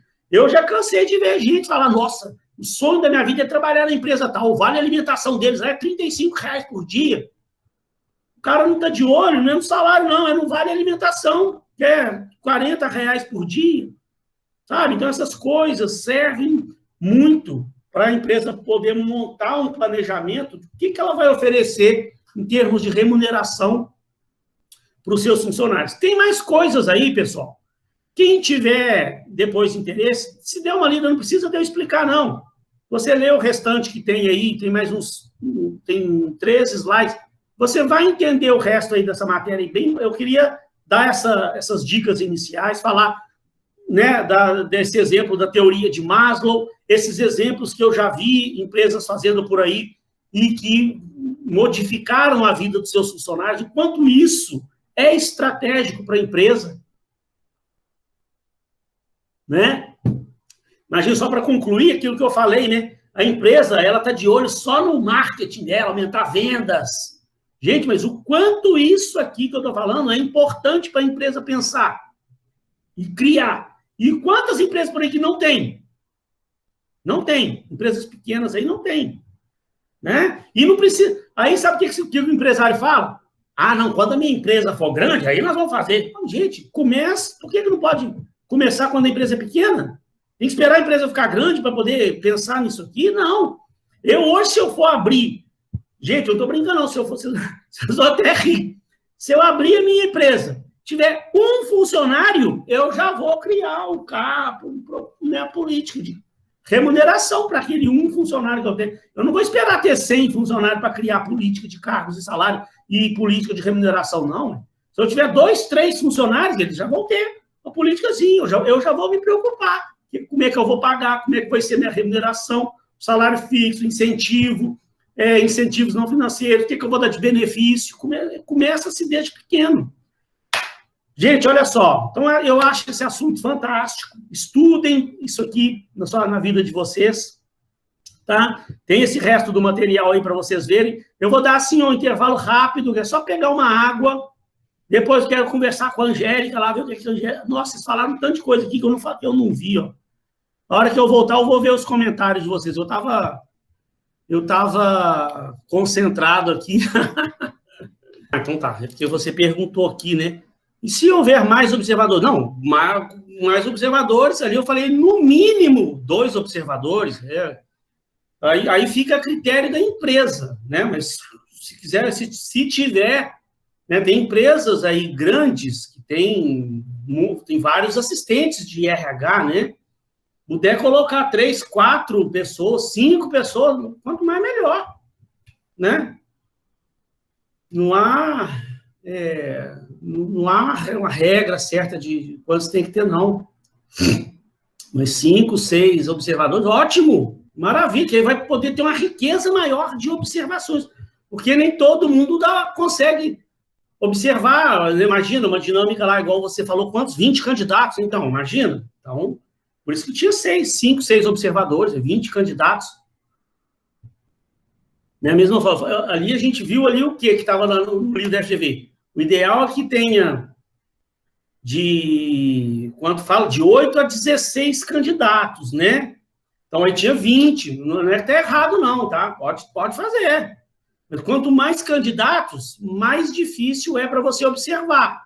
E aí, então, também, se você resolve fazer uma dinâmica com mais número maior de candidatos, então é normal também que tenha mais observadores, né? Porque senão não vai surtir o efeito que a dinâmica pode te proporcionar, que é te demonstrar o comportamento ali dos candidatos numa hora daquela lá, então, né? Vamos lá, recursos humanos, avaliações, avaliação 2... Avaliação 2. Tá tranquila essa prova. Não tem nada de bicho de 7 cabeças. Eu dei uma última questão aí, como diz lá em Minas, de lambuja. Vamos lá, ó, deixa eu só mostrar para você, só me certificar. A prova está lá na nossa turma de recursos humanos, aqui, ó. Turma de recursos humanos. Ela não está aqui no mural, não, ó. Ela está em atividades, ó. Atividades. Da mesma forma que a nossa primeira prova, olha lá, ó, você vai me mandar ela por aqui, tá vendo? Olha lá, ó, 59 alunos, nenhum me mandou ainda. À medida que o aluno vai me mandando, individualmente, os outros alunos não vão verem a prova dos outros alunos, e aí vai, à medida que vai me mandando, vai dando aqui para mim como entregue, ó. Tá? A prova tá aqui, a avaliação, eu botei a prova no Word e em PDF. Porque em PDF você pode clicar no link lá e já vai direto para o site que eu estou sugerindo. E ainda coloquei os sites aqui ainda, ó. O aluno não tem nenhum direito de falar assim, não, professor, mas o link lá não estava funcionando. Como que não estava, gente? Você clica aqui nesse link aqui, já vai abrir direto lá. Os links que eu estou sugerindo para você consultar, além do material, além das minhas explicações. Antes que eu fale da prova, também só mostrar rapidamente para vocês, ó. Gente, por favor, ó, no YouTube, eu criei a playlist lá no meu canal. Só se você procurar Eduardo Capote, ó, que é o meu canal, tem a playlist, ó. Se você procurar, tem uma playlist para cada turma. Então tá aqui, ó, gestão de recursos humanos, ó. Ver playlist completa. Ó. Olha lá, ó.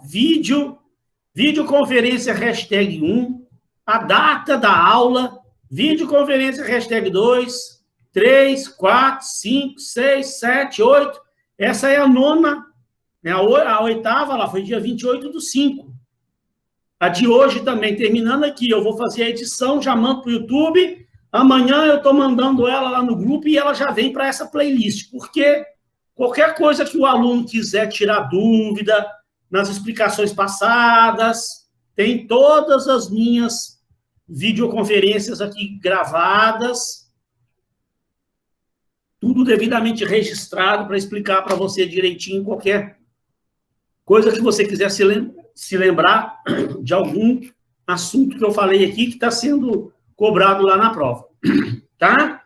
Então, vamos aqui para a nossa prova bonita, então. Ó, nossa prova bonita, ela está falando o seguinte, você vai ter aqui até o dia 18 para me entregar. Ó, vamos ver se é isso mesmo? Dia 18, vamos confirmar. Eu gosto sempre de confirmar. Hoje é 4, ó, dia 18, daqui 15 dias. Então, gente, é 15 dias para você quebrar a cabeça com 2 questões, porque a terceira não é essa aqui que eu falei para você, deixa eu ver se é isso aqui mesmo. Essa terceira tranquila, né? Então, vamos lá primeiro para esses critérios de avaliação, ó. Se tiver muito pequenininho para você ver aí, não tem problema, eu vou lendo aqui para você, tá? A prova eu já postei no Classroom, mandei ela hoje lá no grupo para você. O que eu estou falando aqui, pessoal? Da mesma forma que na nossa primeira prova, eu gosto sempre de chamar atenção para isso e pedir ao aluno. Da mesma forma que eu falei na primeira prova, eu não vou ficar aqui com picuinha de cobrar lá, descontar ponto do aluno, porque por causa de uma normazinha da BNT que não foi atendida. Eu não vou ser chato a esse ponto com vocês, não. Mas também, pessoal, pelo amor de Deus, tenha, por favor, pelo menos o bom senso de dar uma formatada bacana na sua prova, né? Porque mesmo eu pedindo, gente, é impressionante. Não é a maioria dos alunos me manda a prova bacana. Mas sempre tem um aluno que me manda a prova, gente, toda escangalhada. Parece que ele resolve copiar trechos de internet, de coisa que ele pesquisou, e não tem o cuidado de formatar no final, não. Aí vem a resposta do aluno lá, cada parte com uma fonte diferente da outra, com tamanho de fonte diferente, cores diferentes. Ah, gente, que coisa horrorosa. Aquilo dá até preguiça na gente de corrigir a prova. Aí eu me sinto com total direito de descontar um ponto do aluno por falta de formatação. Nem é porque não atendeu a norma da BNT, não é a prova toda desformatada, pelo amor de Deus. Então, é o mínimo que você espera de um aluno de faculdade. Pense, isso aqui não é um trabalhinho qualquer, não. É um trabalho de faculdade. É uma prova. E vocês estão fazendo um curso aí de administração de empresas, já está lá no 4º, 5º período. Gente, formatar uma prova com um mínimo de formatação é uma obrigação, tá? Mas, assim, o que eu vou mesmo cobrar? Clareza, coerência, principalmente, ó, esses 3 itens aqui, ó, correlação, teoria e prática, aplicação do conteúdo visto, domínio do conteúdo.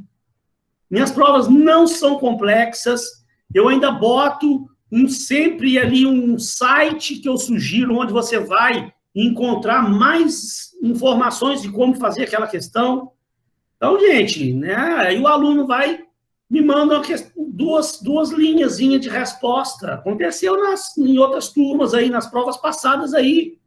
E depois reclama de eu descontar ponto. Eu não estou querendo que faça textos gigantescos, ficar enchendo linguiça, mas que me responda o que eu perguntei lá de forma objetiva. Pode ser uma resposta sucinta, mas respondendo o que realmente foi perguntado. A prova vai ser individual. A atividade deverá ser enviada pelo Classroom até o dia 18, às 22 horas. Então, daqui 15 dias, próximo, né, na outra quinta-feira, daqui 15 dias, até 22 horas. O que eu estou pedindo dessa vez, diferente da outra prova? Envie somente as respostas. Por quê que eu estou pedindo isso? Na outra prova, eles tinham criado um critério que tinha sido mandado e que seguiram agora esse mesmo critério, que na primeira prova eu não tinha entendido muito bem, não. E liguei lá, mandei uma mensagem para a coordenação, que a própria coordenação ficou meio na dúvida.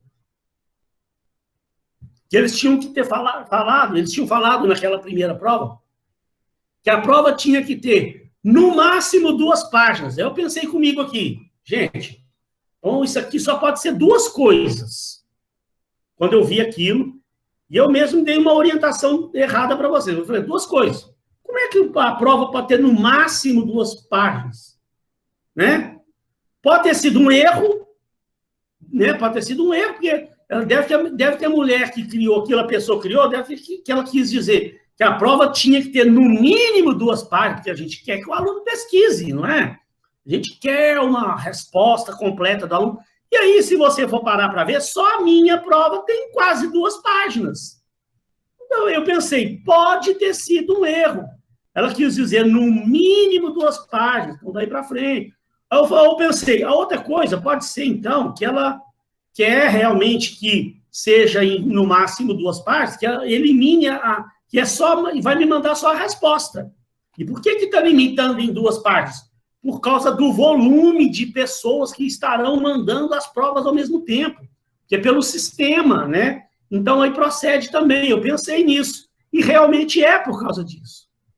Porque é o seguinte, a prova, quanto maior é a prova, mais, né, kilobyte, sei lá como é que é o termo que se dá lá, o tamanho, né, do documento. Então, você imagina 20 mil pessoas mandando provas naquela semana no mesmo sistema, carrega, fica pesado, né? Então, eles estão pedindo, no máximo, 2 páginas, que é para ficar as provas mais leves e o sistema comportar melhor o envio dessas provas, tá? E aí, então, o que eu estou pedindo? Que você me mande sua resposta. Aqui, por exemplo, ó, você pode fazer a sua resposta abaixo da minha pergunta aqui, ó, faça a sua resposta, mas depois está prontinha a prova, na hora de mandar, você vem aqui e elimina a minha pergunta. E você me mande somente, ó, questão 1. Coloque a sua resposta aqui, ó. Aí não vai ter perigo, aí a prova vai dar 2 páginas, beleza. Tá? Então, estou pedindo isso para vocês dessa vez. Né? E tente, se a prova passar de 2 páginas, não quer dizer que eu vou dar errado, não vou descontar ponto, não, mas estou pedindo, né, para seguir isso aí, que é um pedido da faculdade por causa do tamanho, do volume de provas que tem que ser entregue. Tá? O que mais que eu estou falando aqui? A prova vai valer 8 pontos, 2 pontos serão atribuídos à APS. Eu dei uma APS que eu falei semana passada, né? Pois se alguém tiver dúvida da APS, eu tiro também. Mas vamos lá primeiro aqui para a nossa prova, então. Então, vamos lá, a prova propriamente dita. Questão 1, fala de recrutamento online, vantagens e desvantagens. Falei disso na sala de aula, na nossa sala aqui, na nossa aula, bastante com vocês. Tem um vídeo aí até que eu falo, que eu dou a resposta num vídeo aí, ó. Desses vídeos meus passados aí, que tá todo lá na minha playlist lá. Mas olha aqui, ó. Nas nossas aulas, vimos diversas fontes de recrutamento tradicionais. Vimos diversas fontes de recrutamento tradicionais, ainda muito usados pelas empresas atualmente. Quais são essas fontes de recrutamento tradicionais? Vamos ver lá na nossa unidade. Qual que é a unidade? Essa aqui, deixa eu ver se é nessa aqui. É nessa mesma unidade, unidade 3. Nessa mesma unidade 3, aqui, ó. Quer ver, ó? Ó, é isso aqui, ó, que eu tô falando, né? Fontes de recrutamento, ó. Começa aqui no slide 14, ó. Técnicas de recrutamento externo, na unidade 3. Então, eu tô falando consulta aos arquivos, apresentação de candidatos por funcionário da empresa, cartazes ou anúncios, contatos com sindicatos, contatos com universidades. Então, eu tenho uma aula minha aí, que eu até voltei atrás na matéria lá e falei isso aí, né? Se eu não me engano, foi na última ou penúltima aula, conferências e palestras, contratos com outras empresas que atuam no mesmo mercado. Eu até falei aqui, encerrava aqui em anúncios em jornais. Até anúncios em jornais hoje é muito pouco usado, mas pode ter empresa que usa. São as fontes tradicionais. Depois eu vinha falando das outras fontes, que é a agência de recrutamento, o recrutamento online, Headhunter, o recrutamento online está aqui. Né? Então, as fontes tradicionais são aquelas que eu mostrei ali. Tem uma aula falando delas. Na questão, estou falando, porém, o RH tem passado por grandes transformações, integrando novas tecnologias para otimizar os resultados das tarefas diárias. Deste modo, pode atuar de forma estratégica para o sucesso da empresa. Nesse contexto, o recrutamento online tem sido uma das ferramentas mais usadas e de grande importância para a área de RH. Esse esforço tem se expandido muito, ajudando empresas a manterem um crescimento constante de seus bancos de dados e currículos. Pesquise os sites a seguir e responda as questões abaixo. Então, eu estou dando aqui, 2 sites para vocês, Se você estiver no Word, dá um Ctrl e clica aqui no link, que ele já vai te enviar direto para lá. Então, Ctrl, tem 2 sites, então. E lá, no próprio documento da prova, lá no Classroom, já tem aqui o site direto aqui para você. Então, são 2, Esse aqui, Gupi, e esse outro aqui, Recrutamento Online do Economista. Então, o que eu estou pedindo na prova? Faça um paralelo entre as vantagens e desvantagens do recrutamento online. Então, eu falei no meu vídeo lá das vantagens e desvantagens. Tem vantagens e desvantagens para a empresa, tem vantagens e desvantagens para o candidato, tá? Você tem 2 sites aqui para você falar, Cadê aqui, Peraí, deixa eu fechar esse troço aqui. Esse site, entenda quais são as vantagens e desvantagens do recrutamento online. Gente, então, eu não quero, gente, por favor, que você saia copiando e colando dos sites. Tem o meu vídeo, a minha aula, eu falei demais sobre vantagens e desvantagens disso. Você tem um site aqui falando sobre vantagens e desvantagens. Principais vantagens relacionadas, tá vendo? Mais insumos para avaliação, mais forma de achar melhor currículo. Ixi, tem um monte aqui, Olha que monte de vantagens aqui, Tá vendo? Próprio, Agora as desvantagens. Olha o site falando das desvantagens relacionadas ao assunto. O site está falando aqui. O outro site também, O outro site também. Recrutamento online, vantagens e desvantagens. Estão aparecendo uma mensagem chata aqui. Vantagens e desvantagens, Vantagens e desvantagens do recrutamento online. Então, tá vendo aqui? 6 vantagens do recrutamento online. Gente, então, já dá. Então, eu não quero que saia copiando e colando. Veja o meu vídeo, leia os sites aí, faça uma pesquisazinha e me mostre com suas palavras o que você achou disso aí. Faça uma resposta bacana.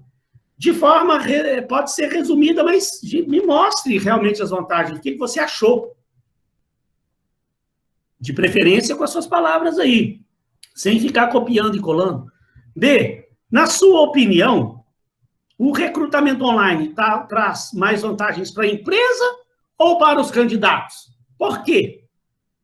Tem vantagem para a empresa e tem vantagem para o candidato. Tem desvantagem para a empresa e tem desvantagem para o candidato. Na sua opinião, o que você acha? Mais vantagem para a empresa ou mais vantagem para o candidato? Porque para a empresa, ela vai conseguir maior quantidade de currículos, mais otimização para a empresa aqui, né? Ela pode fazer um filtrozinho, filtrar de uma forma mais prática. Mas para o candidato, ele pode se candidatar num monte de tipo de vagas por aí, de casa, né? Sair se candidatando nesses sites aí, esses cadastramentos online. Agora, traz também desvantagens para o candidato. Eu falei lá na aula, lá, esses sites aí tá falando também. Então, gente, lugar para pesquisar, você tem outros sites, você pode pesquisar outros sites aí também para complementar a sua resposta, tá? Então, essa é uma questãozinha tranquila. A segunda questão... Nessa letra B, se eu achar que tiver vantagem para o candidato e para a empresa, eu posso dizer? Vantagem para ambos e explicar o porquê? Então, eu quero ver a sua resposta. Você tem que justificar. Você pode me dar uma resposta aí, justificou lá, e eu falar, a aluna tem razão. Né? Ah, tá. Tá, eu quero critério por Não é. Não existe uma verdade absoluta. Eu quero ver a sua resposta. O que você acha? Quero que você me justifique. Se você me justificar, é mais vantagem para o candidato, e também não me der uma justificativa, aí eu acho que falar, a resposta da aluna não me justificou. Não achei que ela justificou a resposta dela, não. Aí eu vou descontar um ponto lá do negócio. Sei lá. Tá? Fica a seu critério aí. Me dê uma... Você tem um material vasto aí para consultar. Então, traga uma resposta convincente.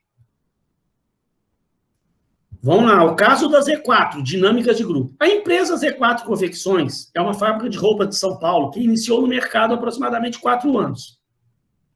Por ser uma empresa jovem, seus fundadores ainda não tinham estruturado o RH. E eles mesmos eram responsáveis pela contratação dos funcionários. Então, uma empresa pequena, 4 anos apenas. Essas empresas pequenas, normalmente, acontecem essas coisas aí, O cara ainda não montou o departamento de RH. O cara, quando monta uma empresa, né, normalmente, cria a sua empresa, a primeira coisa que ele vai estruturar é a parte administrativa da empresa, a parte financeira da empresa, uma partezinha comercial para conseguir cliente, porque a empresa precisa crescer. Lá na frente, olha que a empresa já está com uma certa estrutura, aí é que ele fala, agora deixa eu montar um RH. Normalmente, em muitos casos, funcionam assim com as pequenas empresas quando são criadas, né? E aí, nesse meio tempo, até que o cara estruture seu RH, é o dono mesmo ali, os donos, os diretores, é que fazem os processos seletivos, que eles, né, ficam responsáveis pela contratação, fazem as entrevistas, é eles mesmo que botam a mão na massa. Aí, quando começa o negócio a crescer, aí ele começa a delegar essa função, monta um RH. Como a empresa cresceu, conquistou o mercado, você foi recentemente contratado como gerente de RH, para estruturar o setor e criar novas metodologias. Como haverá um processo em breve para a seleção de 2 supervisores operacionais, você deverá elaborar um plano de ação para implantar uma dinâmica de grupo. Nós falamos hoje bastante, né? Falamos bastante de dinâmica de grupo. Você vai implantar uma dinâmica de grupo no processo seletivo que deverá servir de parâmetro para as próximas seleções de candidatos. Então, haverá uma seleção para 2 supervisores operacionais. O supervisor operacional tem a seguinte função na empresa: participar da elaboração dos planos operacionais, colaborando com informações e sugestões, supervisionar as equipes de serviço, realizar a inspeção de trabalho, orientar seus liderados, tudo isso em conjunto com supervisores de outras áreas da empresa. Então, o supervisor faz isso aqui tudo e ainda trabalha em conjunto com supervisores de outras áreas. Você está selecionando o supervisor operacional. Então, aqui a gente identifica, ele precisa trabalhar bem em equipe, né? Ter capacidade de liderança, já estou dando uma dicasinha. Então, enfim, elabore um plano de ação para a implantação de uma dinâmica de grupo para esse processo seletivo dos supervisores operacionais, de acordo com o roteiro abaixo. Descreva os aspectos técnicos da dinâmica. Então, como é que você vai fazer essa dinâmica? Qual o tamanho dos grupos das dinâmicas? Qual o número de observadores você vai estabelecer? Quantas sessões e duração das sessões? Outros. Você vai criar um planozinho estabelecendo. Nós falamos hoje aqui, né? Tenha lá. Então, a gente falou bastante, né? Foi discutido aqui, Tem aqui os critérios, aspectos técnicos da dinâmica, Então, tranquilinha essa questão. Você vai criar para essa empresa lá. Como se você estivesse estruturando para apresentar para a diretoria, Vou fazer a dinâmica agora aqui, vai ser assim, os critérios são esses. Para a diretoria virar e aprovar e vai, beleza, então tá ótimo. né? Relacione os comportamentos ou fatores a serem avaliados. Ah, gente, tem aqui um site também, ó. O site está lá também, ó. Quer ver esse site aqui? Está falando um monte de coisa bacana. Kenobi. Dinâmica de grupo, ó. Nesse site aqui, ó, e além de tudo que eu mostrei para vocês hoje, além dos meus slides, ó, tem um site falando o que são dinâmicas de grupo, quais os principais tipos de dinâmica de grupo, ó, como realizar uma dinâmica, como a realização de dinâmica pode colaborar com o trabalho do RH. Então, tem muita informação. Como criar dinâmicas de grupo. O site tem muita informação bacana. Eu li, vi que as informações são legais. E aí está falando, ó, como avaliar as dinâmicas de grupo, as dinâmicas. Então, ó, a questão 2, a B, letra B, está falando, ó, relacione os comportamentos ou fatores a serem avaliados. No site, gente, no site, ó, ele está falando, ó, alguns fatores podem ser observados e usados para triagem de maneira geral. Ó, tudo isso aqui são coisas que devem ser avaliados numa dinâmica de grupo. Ó. O site já está falando. Só que eu quero que você me relacione aqui, preste atenção que você está fazendo uma dinâmica para selecionar 2 supervisores operacionais. Tá aqui as funções deles. Então, o que você tem que avaliar neles? Esse site vai te dar um caminho, uma luz, né? Aí vai você que tem que saber. Então, o que você vai precisar avaliar naqueles supervisores? O site está te dando as dicas, de um modo geral. Então, tente focar agora naquele cargo que você está selecionando. Por fim, pois se ele tiver dúvida, eu tiro. Quais os fatores ou comportamentos serão motivos de desclassificação do candidato? Então, aqui no site também, ó, depois disso aqui, ó, dos fatores serem observados, ó, o site mesmo está dando dicas, ó. Comportamentos como boicote aos demais participantes, arrogância, falta de participação, parará, justificam a eliminação do candidato. Então, já está até aqui o site te dando dicas aqui para baixo aqui, do que você pode usar como critério de desclassificação do candidato. Então, está vendo que, assim, é uma questãozinha mais bem trabalhada, dá um pouquinho de trabalho para o aluno montar esse planejamentozinho aí e tal, papapá, mas você tem um caminho todo aí no site, aí. Nós falamos disso aqui durante as nossas aulas, tem um site dando o caminho de tudo aí. Ai, professor, essa segunda questão vai dar trabalho. Sim, vai, mas vai. É um trabalhinho bacana. Você botar uma coisa em prática, um trabalho bem prático. Eu acho muito legal esse tipo de trabalho. Eu faço o aluno botar a mão na massa. Não é uma questãozinha de múltipla escolha, né? Eu acho tão interessante esse tipo de questão, que é uma oportunidade do aluno praticar o negócio, tá? E aí, gente, ó, afinal, questão 3, uma questão que aí é uma questão para todo mundo vai ganhar o ponto dela, eu tenho certeza. Eu quero ouvir de vocês o que você vai levar do curso de gestão de recursos humanos para a sua vida. O que você aprendeu no curso? Que é isso que esse curso de gestão de recursos humanos trouxe de conhecimentos, de valores para a sua vida, que você vai trazer para a sua vida, que vai ficar na sua cabeça, que quando você estiver trabalhando numa empresa, você vai lembrar dessas aulas nossas aqui. O que é que contribuiu para a sua formação desse curso de recursos humanos? Aí você vai me relacionar aqui. Então, uma prova que, a meu ver, é muito bonita. Pelo amor de Deus, professor, que prova maravilhosa. Pessoal, então, olha só. Deixa eu só pedir uma coisa para vocês, antes que vocês saiam aí, só pedir uma coisa para todo mundo, que eu estou pedindo para todas as turmas minhas, tá? Não estou pedindo só para vocês, não. Que o que eu vou pedir não foi nem... Eu não estou falando que foi algum aluno dessa turma que me pediu na outra prova, não. Que é uma coisa, assim, para você ter um pouco de bom senso, eu estou pedindo para todas as turmas minhas, por favor, vou mandar um áudio lá no grupo também pedindo. Eu gosto muito de ficar à disposição para tirar dúvida do aluno. Não me incomodo, em hipótese alguma, do aluno me mandar um WhatsApp, que de repente aqui, agora, eu expliquei a prova de uma forma rápida. E às vezes o aluno De repente, o aluno acha que entendeu. Quando ele vai fazer a prova mesmo, aí é que ele fica com dúvida. Se ele tiver alguma dúvida, pode me mandar um WhatsApp. Eu não me incomodo, não. Agora, por favor, eu peço, gente, encarecidamente, não me mande um WhatsApp igual aconteceu na outra prova. Até nem foi dessa turma, não, de outras turmas. Foi vários alunos me mandaram, todas as turmas. Professor, como é que é a resposta da questão 2?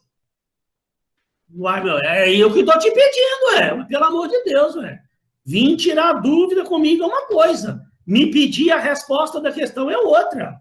Aí é eu que estou pedindo a resposta. E a outra coisa também, é até de rir, mas acontece, gente, sabia? E outra coisa, sabe o que o aluno faz? O aluno foi e me mandou, não, estou falando sério, o aluno me mandou a prova. Professor, olha para mim aí se a prova está certa.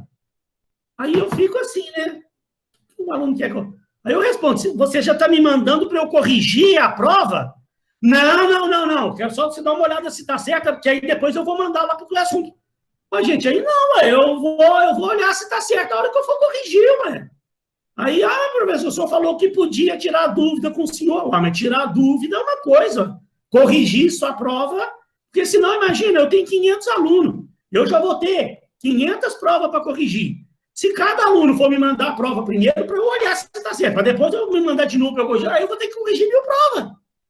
Então, quando eu me coloco à disposição para tirar dúvida, é realmente tirar dúvida. O aluno não entendeu bem a questão, o professor me explica de novo aquela questão lá, a segunda lá. O que o senhor quer exatamente que eu faça? Tá, eu vou tornar dar uma explicada. Não estou achando ruim, não. Eu fico rindo aqui em casa, Eu estou pedindo para evitar, porque não perde tempo, eu fico lá parando para entender o que o aluno está querendo, na verdade, quer que eu dou a resposta para ele. Gente, se alguém tiver dúvida, estou à disposição.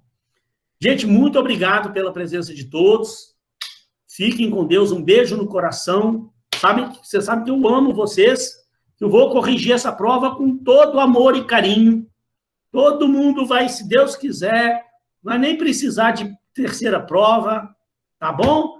Fiquem com Deus, Sueli, não cumprimentei a Sueli hoje, Karine, Thaís, todos que participaram aí, muito obrigado pela presença. Fiquem com Deus, um beijo no coração.